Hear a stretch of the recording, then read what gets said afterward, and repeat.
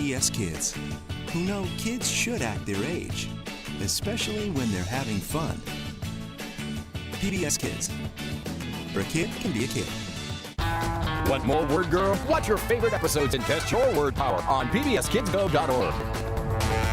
Want Word Girl's word power? Fly over to your local library. Tape not required. Word out!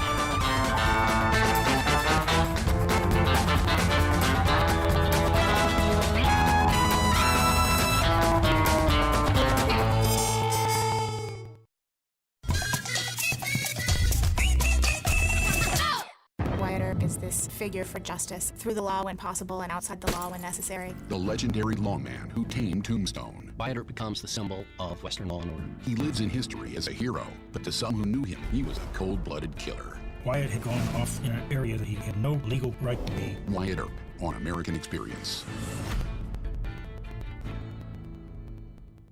Next time on Frontline. Meth has destroyed this community. Methamphetamine is a highly addictive drug. She looked 20 years older than she was. Made from a highly profitable pharmaceutical. Whole medicine's a $3 billion moneymaker. Can this epidemic be stopped? Back home, it was tearing lives apart. Here in Congress, it was as if there was no problem at all. The meth epidemic, a Frontline investigation. You're watching WVUT Vincennes.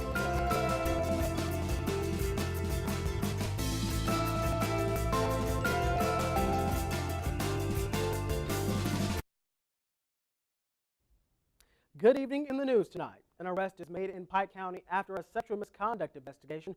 We'll have the details. President Obama is preparing for his third State of the Union address tonight. And in sports, the VU Lady Trailblazers had too much firepower for rival Wabash Valley College. News Center 22 starts right now. Local news, weather, and sports. Produced through the combined efforts of the students, staff, and faculty of Vincennes University's electronic media program, this is News Center 22. Indiana State Police arrested a man in Pike County yesterday on criminal deviant conduct and confinement charges. Good evening to you for News Center 22. I'm Cameron Riddle. State Police say they arrested 37-year-old Mark Petrie of Oakland City, but who currently resides in Pike County. Detectives say during an investigation, Petrie allegedly admitted that he had non-consensual sex with a 16-year-old girl on numerous occasions. The investigation began on January 18th after state police received information about the incidents, which allegedly began in the summer of 2010. Detectives say sometime between October and December of last year, Petrie allegedly used duct tape to restrain the teen before having sexual relations with her. Petrie was arrested at his residence and taken to the Pike County Jail, where he's being held on a $250,000 cash bond only. Vincennes Mayor Joe Yoakum is setting out to tackle an issue he says should have been handled almost 2 decades ago. Yoakum says that in 1995, the city was supposed to have identified all city sidewalks, curbs, and intersections in order to comply with the Americans with Disabilities Act. Yoakum says the city has until the end of March to get the process started. By the end of the year, the city must be finished with the identification process and have a plan developed to bring all sidewalks, curbs, and intersections into compliance with the ADA. Not doing so would result in the city losing state and federal money for street improvements. Yoakum named his chief of staff, Cheryl Hacker, as the city's ADA coordinator. Yoakum says as long as the city develops compliance plans by the end of the year, the actual fixing of the sidewalks, curbs, and intersections would not have a set time limit for completion. On average, there are at least 200 trash totes in Vincennes containing bags of trash to be picked up, but without the proper stickers placed on them. That was the report from Street Superintendent Bryce Anderson as he spoke at last night's City Council meeting.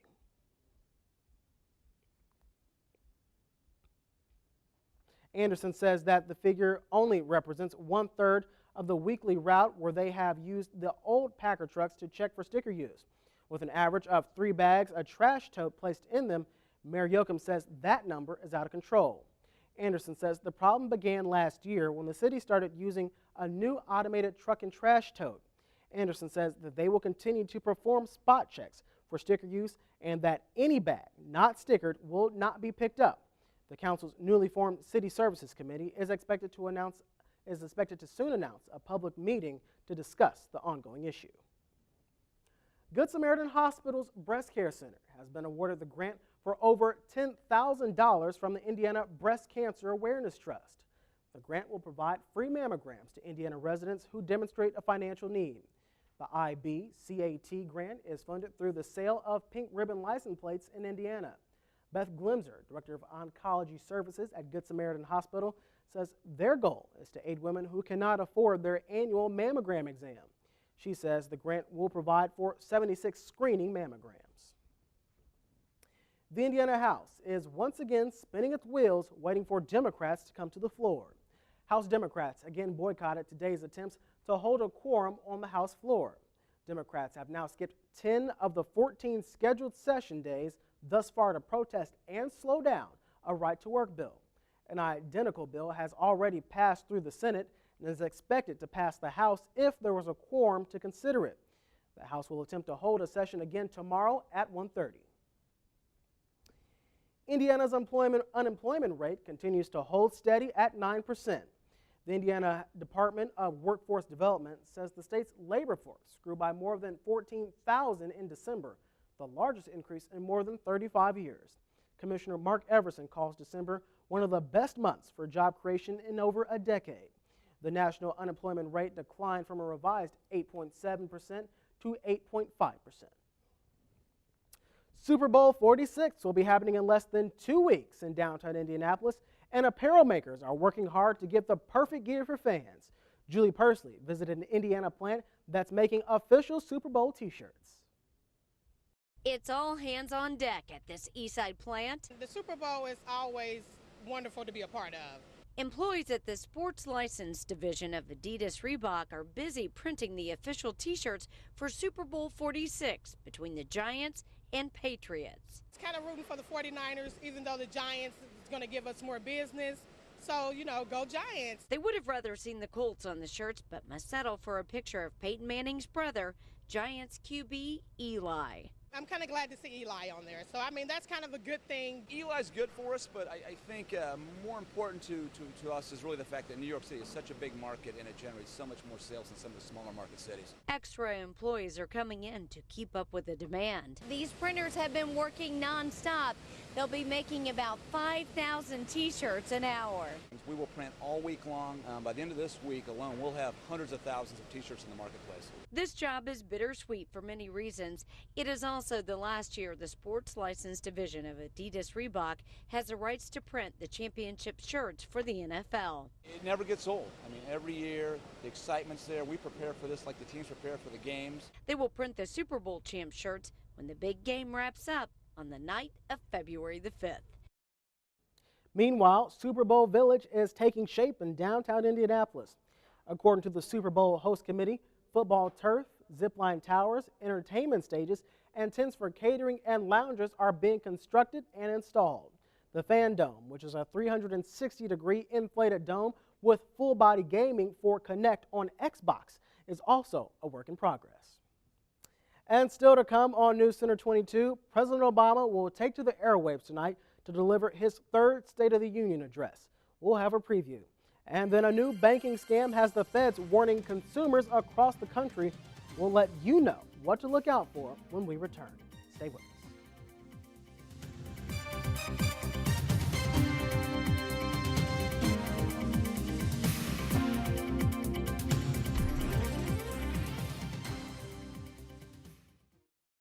When a giant falls, I lost her in the fire. She's huge. They get the call. Earth's most gigantic creatures, examined in the field.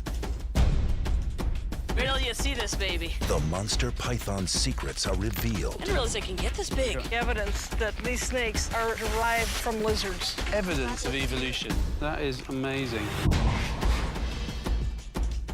It's a film festival in your living room. Disguises, political exiles posing as servants, stewardesses with coded messages. This is not a spy movie. This is how the anti-apartheid movement infiltrated the country and toppled the government. A 5-part series about the worldwide people's movement that overturned apartheid. Have you heard from Johannesburg?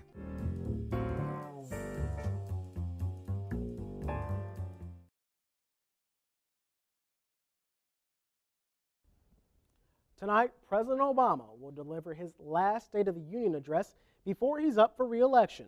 It comes smack dab in the middle of a heated battle for the Republican presidential nomination. Greg Black takes a look at what you can expect tonight.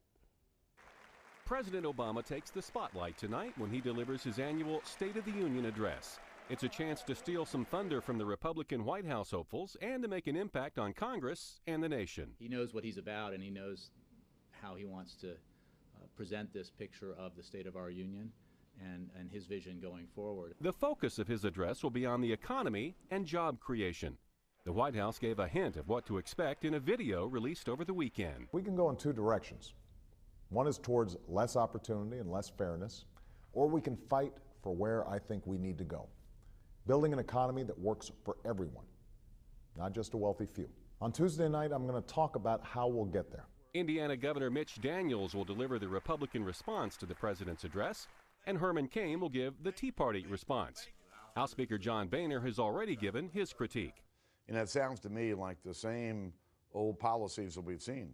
More spending, higher taxes, more regulations. The same policies that haven't helped our economy, they've made it worse. And if that's what the president's going to talk about Tuesday night, I think it's pathetic. Congresswoman Gabrielle Giffords will attend the address before she steps down. The Arizona Democrat is resigning this week to recover from a brain injury she suffered when she was shot last year. I'm Greg Black reporting. And this will be the president's third State of the Union address. The White House says it won't only focus on the economy. A Democratic source says he'll also focus on the clean energy and housing strategy. After recent pressures from his opponent's Republican presidential hopeful, Mitt Romney has released his 2010 tax returns. And they show Romney made $42.7 million over the past 2 years and paid more than $6 million in taxes. That means about 14% of his money went to paying federal income taxes. Romney says, one Romney supporter says today's release should quiet some of his critics. I think he's uncomfortable talking about having his whole life spread out in front of him, but he released it. He released 2 years' worth, which is more than any of the other presidential candidates have done, and they reflect a guy who has been very successful. He has been a self-made guy. He has paid all of the taxes that were due, and he derived his money from the private sector.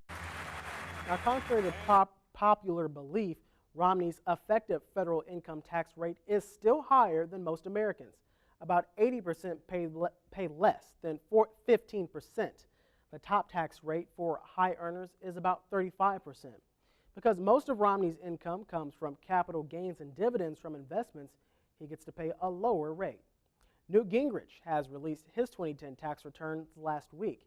It shows he and his wife owe 31% of their total income in federal taxes. The GOP candidates are now battling it out in Florida with that state's primary a week away. 9 people and 72 others were killed and injured in a series of bombings across Baghdad. Police say 4 car bombs and a roadside bomb exploded in a mostly Shiite neighborhood. One of the car bombs went off near a school. Police say school students were among the casualties. Since the beginning of this year, a wave of attacks in Iraq have killed almost 200 people. Most of them killed have been Shiites, marking Arbaeen, a Shiite pilgrimage at the end of a 40-day period commemorating the 7th century Imam Hussein, who was killed in a battle. Listen up. The FBI is warning you that there is a new scam out there to steal your money. It's a phishing scam that uses spam emails that appear to be from government agencies such as the Federal Reserve or the Federal Deposit Insurance Corporation. When you open the email, you're told there's a problem with your bank account, and to fix it, you must click on the link. The FBI says that link takes you to a phony website that downloads malware and grabs everything off your computer needed to steal your banking information. One Hollywood couple calls off an upcoming wedding. Another couple is calling it quits, and Tracy Morgan has a health scare. Michelle Wright has all the day's entertainment headlines in today's Hollywood Minute.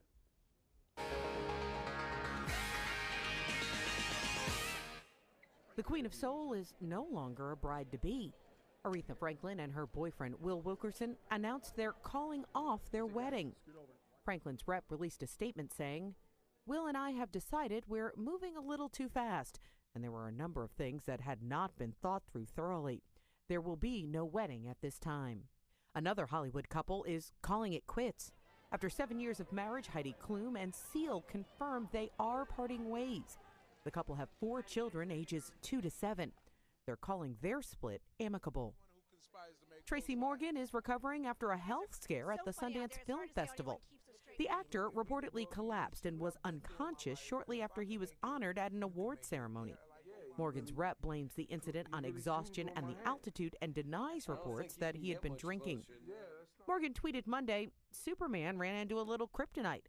The high altitude in Utah shook up this kid from Brooklyn."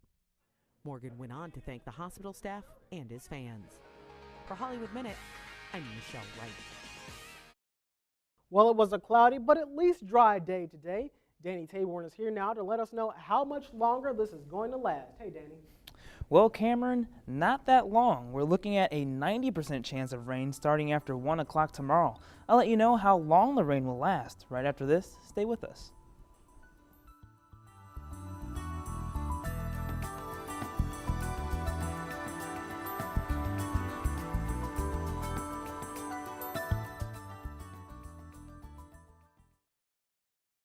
On Nova, is this the work of a great master worth $100 million? Or just a fake?